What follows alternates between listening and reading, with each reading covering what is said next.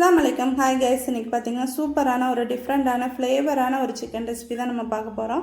வாங்க எப்படி செய்யலான்னு பார்க்கலாம். நான் செய்கிற மெத்தட்லேயே நீங்கள் ட்ரை பண்ணி பாருங்கள், கண்டிப்பாக சூப்பராக கிடைக்கும்.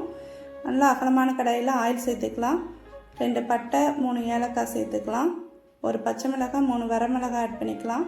ஒரு 4 பெரிய வெங்காயம், ஒரே ஒரு தக்காளி இந்த மாதிரி ஸ்லைஸாக கட் பண்ணி சேர்த்துக்கலாம். சேர்த்துட்டு நல்லா ஒரு மிக்ஸ் பண்ணி கொடுத்துக்கலாம்.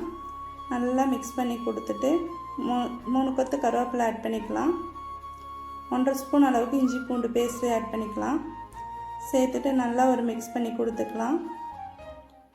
மிக்ஸ் பண்ணி கொடுத்துட்டு சிக்கன் பார்த்திங்கன்னா நல்லா வாஷ் பண்ணிவிட்டு நெக்ஸ்ட்டு சிக்கன் இது கூட ஆட் பண்ணிக்கலாம். ஆட் பண்ணிவிட்டு இப்போ இதுக்கு தேவையான அளவு உப்பு சேர்த்துட்டு நல்லா இந்த எண்ணெயில் கோட்டாகிற மாதிரி ஒரு 5 மினிட்ஸ் கலந்து கொடுக்கணும். நல்லா கலந்து கொடுத்துட்டு நம்ம மூடி போட்டு ஒரு 10 மினிட்ஸ் வேக விட்டுடலாம்.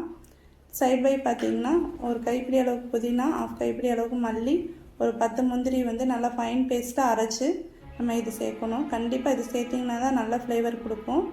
இது சேர்த்துட்டு 2 டேபிள் ஸ்பூன் தயிர் ஆட் பண்ணிக்கலாம்.